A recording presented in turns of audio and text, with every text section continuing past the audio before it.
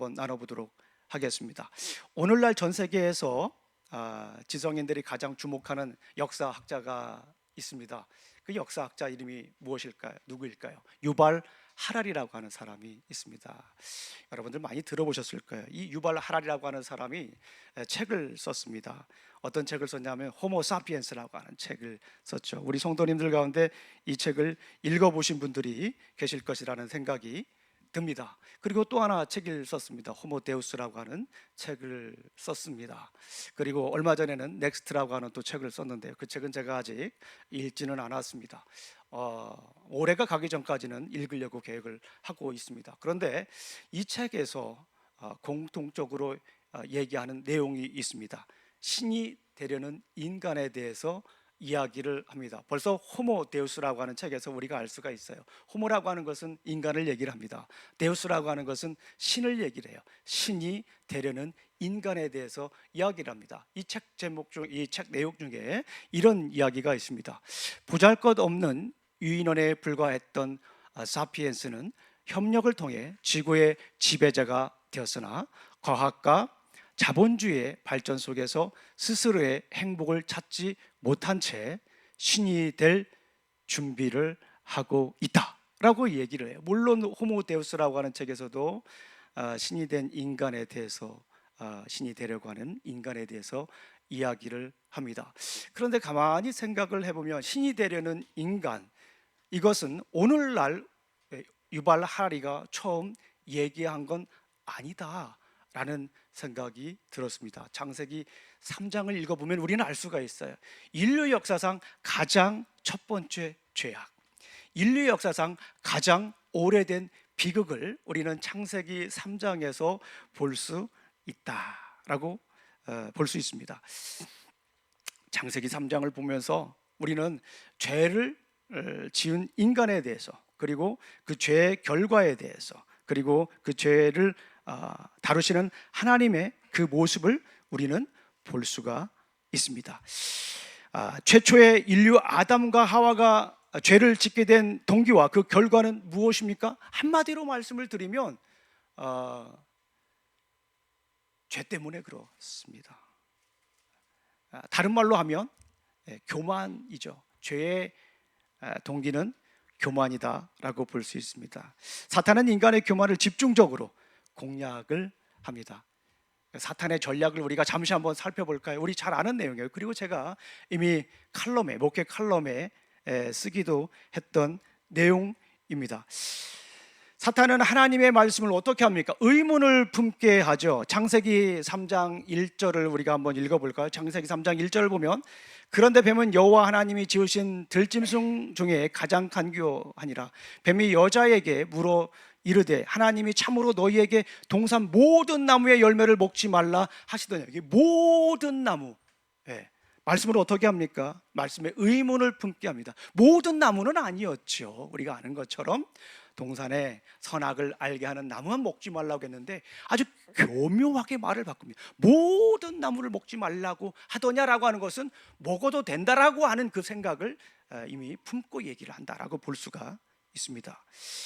두 번째는 뭡니까? 사탄은 말씀을 변조합니다. 창세기 2장 17절을 보게 되면 반드시 죽을 거라고 얘기를 했어요. 하나님께서 선악을 알게 하는 나무를 따먹으면 정령 죽으리라. 강조형이 있어요. 히브리어를 읽어봐도. 그런데 그 말씀을 변조합니다. 어떻게 하죠? 죽지 아니하리라. 창세기 3장 4절을 보면 뱀이 여자에게 이르되 너희가 정령 죽지 아니하리라. 한번 읽어볼까요? 창세기 3장 4절 말씀을 우리 한번 읽어보도록 하겠습니다. 시작. 뱀이 정령 죽지 아니하리라 라고 이렇게 얘기를 하죠. 어떻게 합니까? 말씀을 변조합니다. 그리고 마지막으로 사탄은 거짓을 전하게 하죠. 이것이 참 중요한 내용입니다. 하나님과 같이 될 것이다. 우리 3장 5절 말씀을 한번 읽어보겠습니다. 시작. 너희가 그것을 먹는 날에는 너희 눈이 밝아져 하나님과 같이 되어 선악을 알 줄 하나님이 아심이라. 여기 보면 하나님과 같이 된다라고 이렇게 얘기를 해요. 거짓을 전하는 모습을 볼 수가 있어요. 어쩌면은 사탄은 사람의 마음을 너무나도 잘 꿰뚫고 있었는지 모르겠어요. 우리 사랑하는 성도님들, 이미 우리는 창세기 1장과 2장을 살펴봤어요. 거기에서 가장 중요한 내용들이 여러 가지가 있는데 그 중에 하나가 인간의 모습이 어땠다는 거예요. 하나님의 형상을 닮았잖아요. 하나님의 형상, 이마고데이, 하나님의 형상으로 우리를 지으셨다라고 얘기를 하셨잖아요. 1장 28절 말씀에. 그리고 다스리라고 말씀을 하셨잖아요. 생각을 해보세요. 우리 사람은 이미 하나님과 같은 모습으로 하나님의 형상을 닮은 사람으로 살아가고 있어요. 그렇지 않나요? 그것이 우리 사람의 위대함입니다. 사람의 아이덴티티예요. 근데 사탄은 그 이야기를 아주 교묘하게 바꿉니다. 하나님과 같이 되어, 그죠? 하나님과 같이 되어서 어떻게 한다라고 하는 것입니까? 밝아지는, 눈이 밝아져서 하나님과 같이 동등한 입장.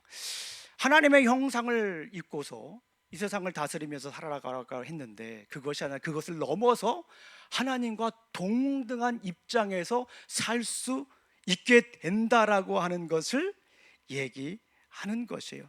얼마나 이 이야기를 들으면서 우리가 통탄을 해야 됩니까? 하나님께서 사람의 형상을 만들고 이 세상을 다스리라고 했어요. 각종 짐승들 이름 짓게 다 하셨잖아요.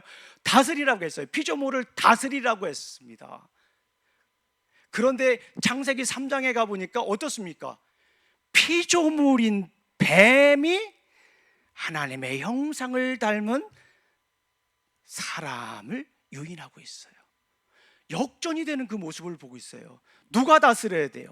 뱀을 누가 다스려야 됩니까? 우리 뱀이 누구냐에 따라 다를 수 있지만 이제적으로 사탄이 아닙니다. 그러나 성경에서는 뱀이라고 얘기한 거예요. 그것이 무엇을 강조하는 거예요? 피조물이라고 하는 거예요. 1차적으로 하나님이 그 피조물을 다스리게 우리 사람을 만드셨는데 여기에서는 그 피조물에 의해서 다스려지는 그 모습을 이야기하고 있다라고 하는 것입니다. 얼마나 통탄할 이야기입니까? 얼마나 슬픈 이야기입니까?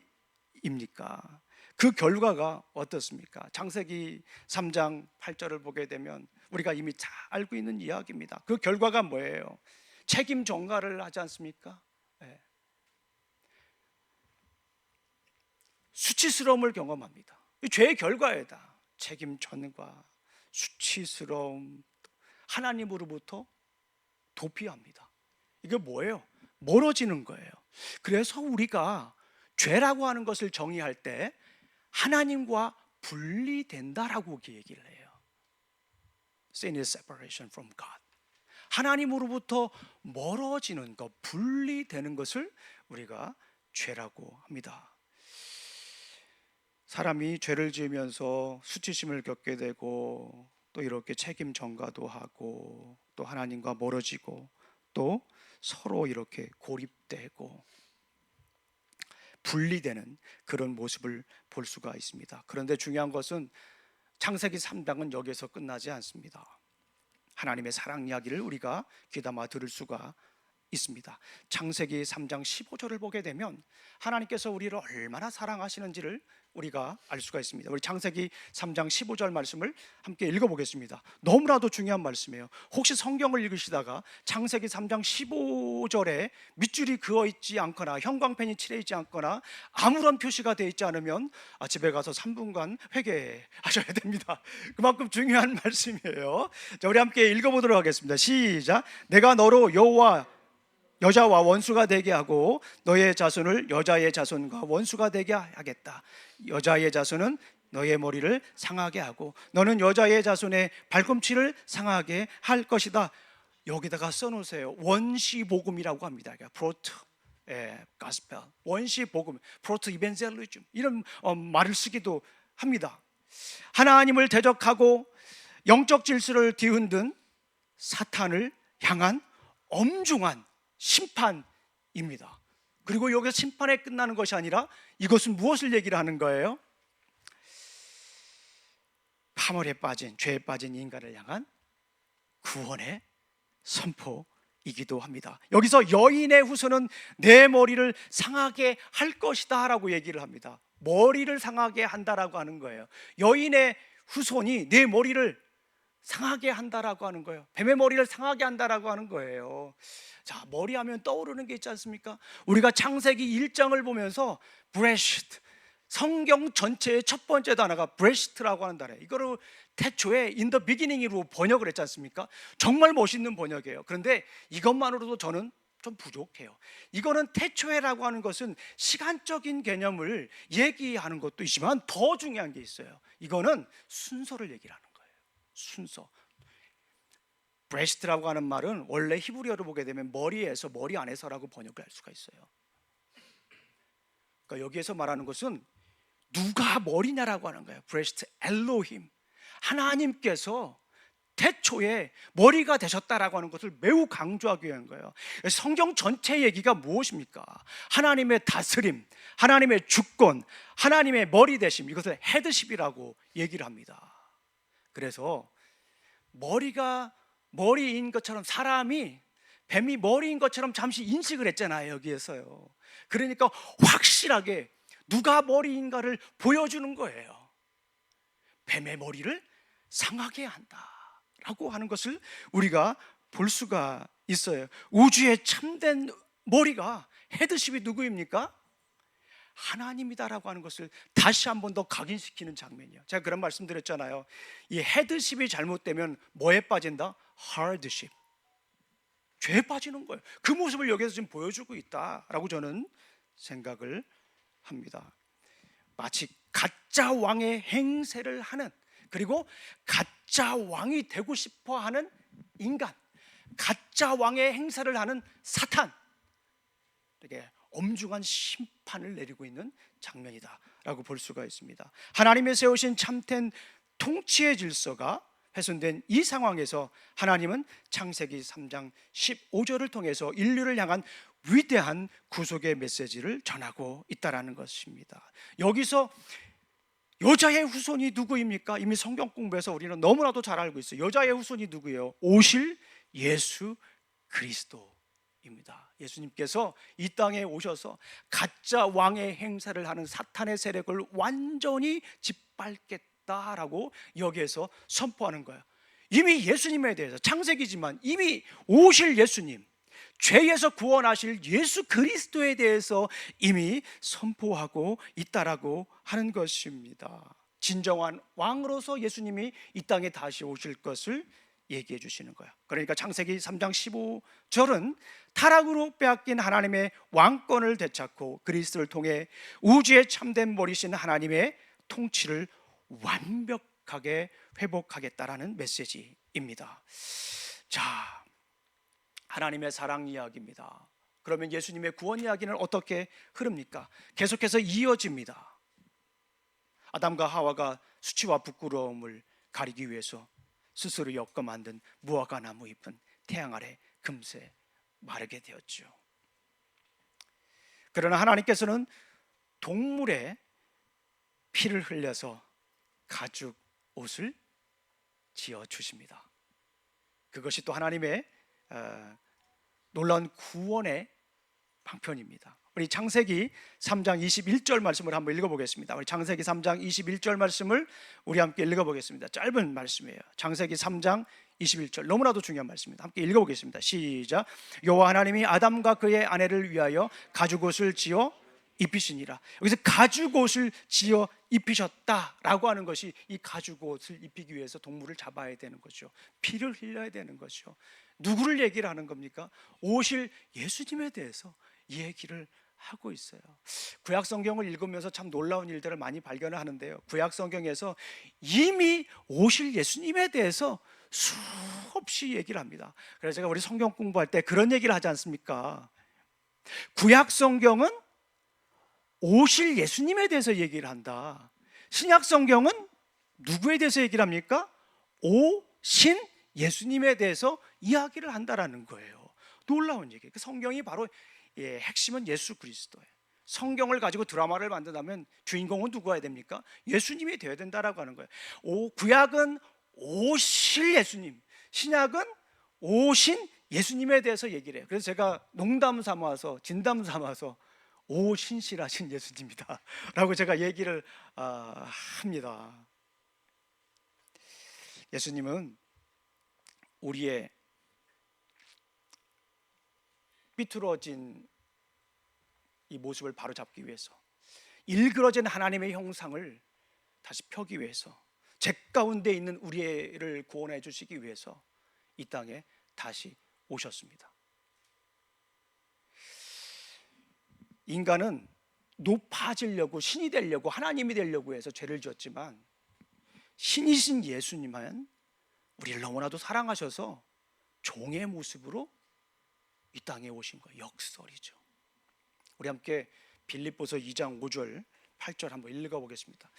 빌립보서를 찾고 2장에 또 밑줄이 그어있지 않거나 하이라이트이 안 돼 있거나, 이게 성경 시간에 막 10번도 더 찾은 것 같은데 밑줄이 안 쳐져 있으면 이거는 댁에 가셔서 한 4분 정도 회개 기도하셔야 됩니다. 그만큼 중요한 말씀이에요. 빌립보, 만약에 성경이 학력고사에 들어간다면 제가 출제자라고 그러면 빌립보서 2장을 냅니다. 빌립보서 2장에서 중요한 것이 두 가지가 있어요.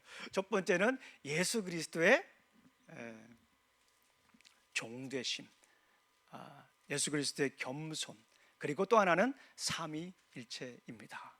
우리 2장 5절부터 8절까지 한번 천천히 읽어보겠습니다. 시작. 여러분은 이런 태도를 가지십시오. 그것은 곧 그리스도 예수께서 보여주신 태도입니다. 그분은 하나님의 모습을 쓰셨으나 하나님과 동등함을 당연하게 여기지 아니하시고 오히려 자기를 비워서 종의 모습을 취하시고 사람같이 되셨습니다. 그는 사람의 모양으로 나타나셔서 자기를 낮추시고 죽기까지 순종하셨으니 곧 십자가에 죽기까지 하셨습니다. 지금까지 나는 말씀을 너무나도 잘 설명해 주고 있다는 거예요. 이것이 바로 예수 그리스도의 구속의 사건이다라고 하는 거예요. 아무것도 안 하셔도 되는 분이잖아요, 하나님은요. 그런데 사람을 너무나도 사랑하셔서 죄 가운데 있는, 점점 멀어지는, 하나님과 점점 멀어지는 사람의 모습을 그냥 볼 수가 없었어요. 그래서 신이신 하나님이 사람의 몸을 가지고 이 땅에 오셨어요.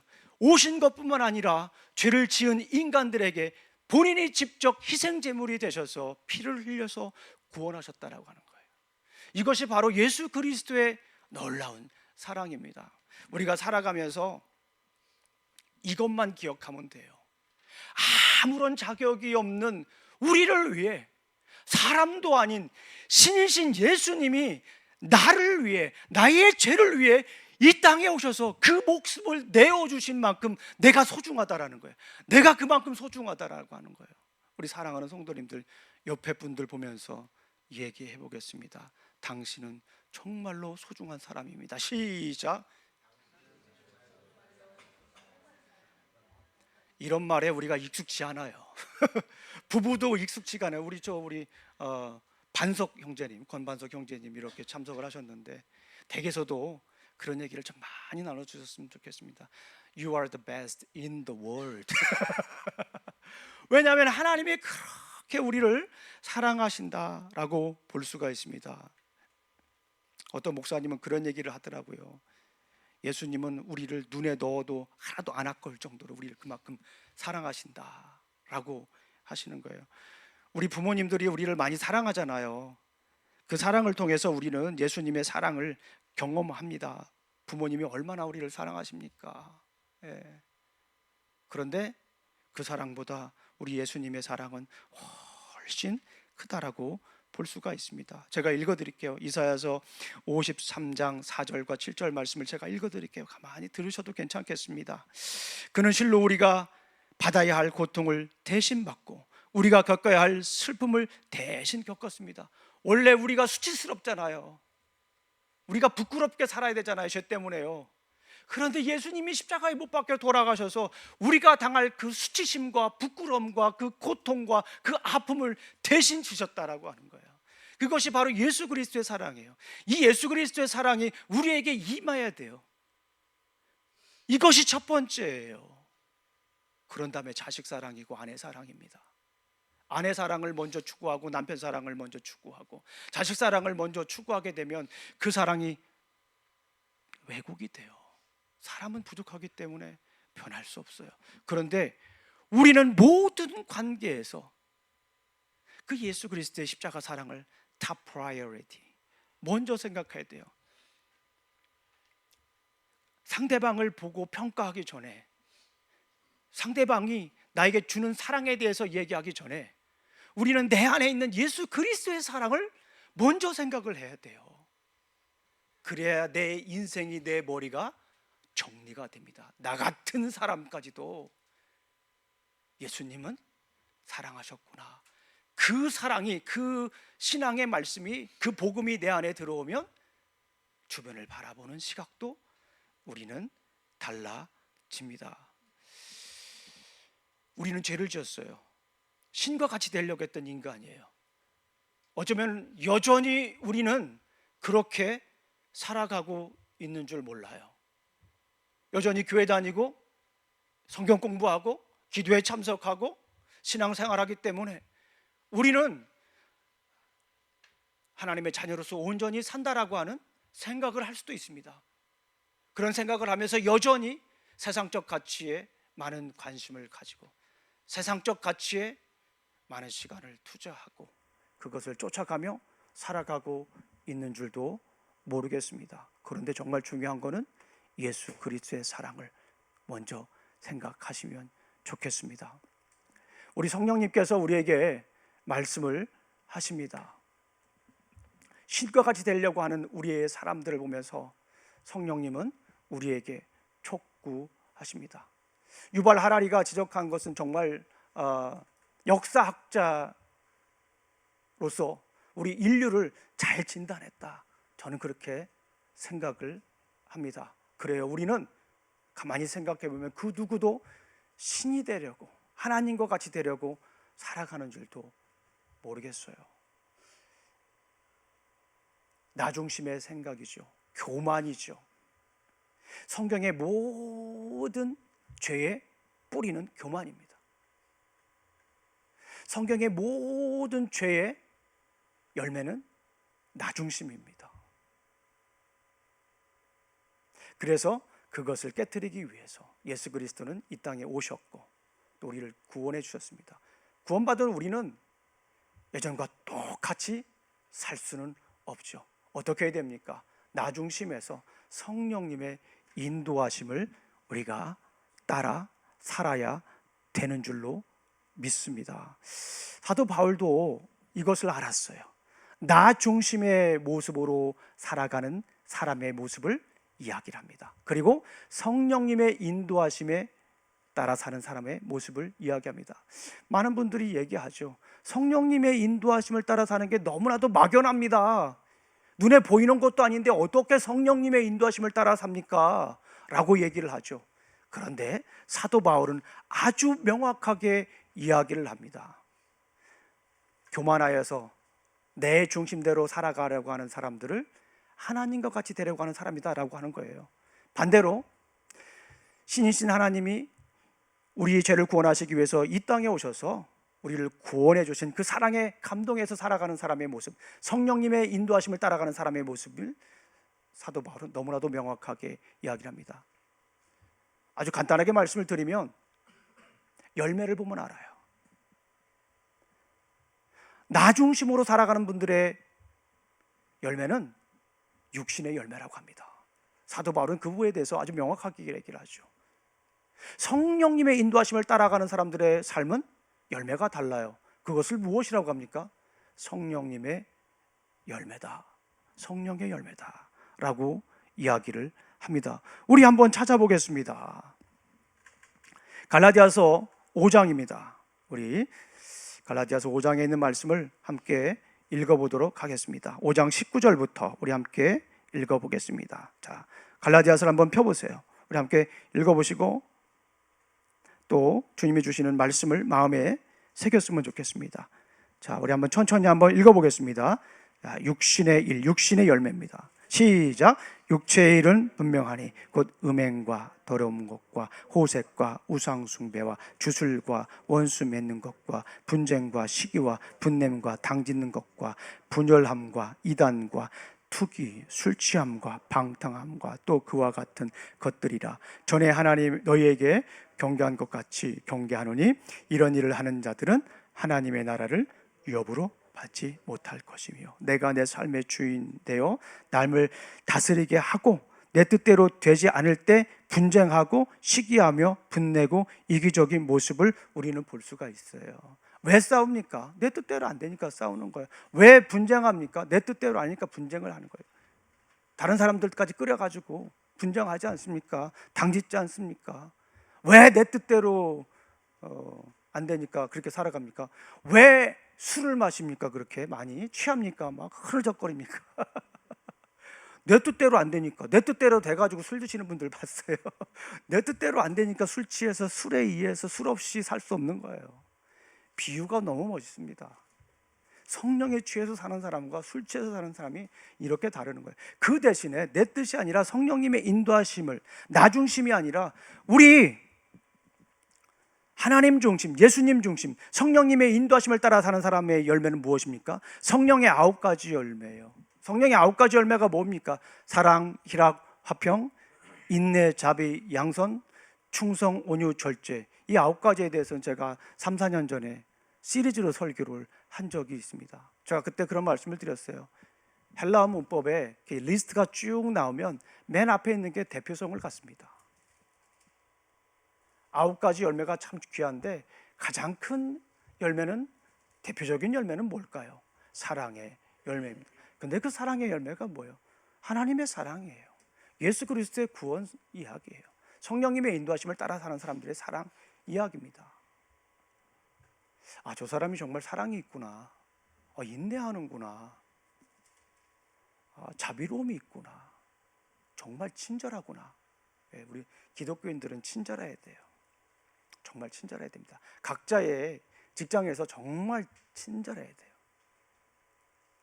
그게 하나님의 사랑입니다. 하나님의 사랑을 입은 사람의 모습입니다.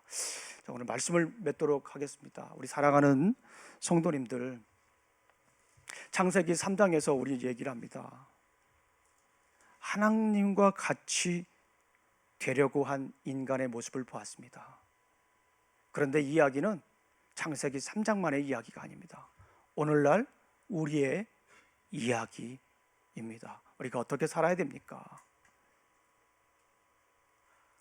예수 그리스도의 그 사랑을 우리가 마음에 새겨야 됩니다. 그리고 성령님의 인도하심을 따라서 내 뜻대로, 내 주장대로, 내가 하고 싶은 대로가 아니라 우리 성령님의 인도하심을 따라 살아가야 됩니다.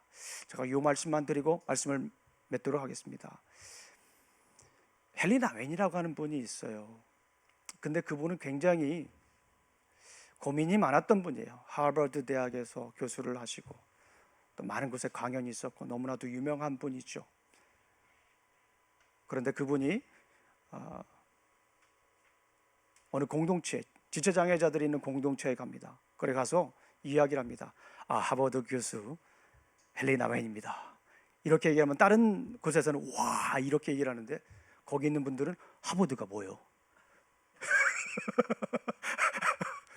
먹는 거예요? 뭐예요? 그래? 아무도 모르는 거예요.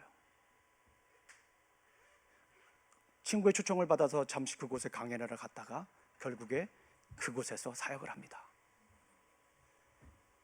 그가 이 책에서 이런 얘기를 합니다.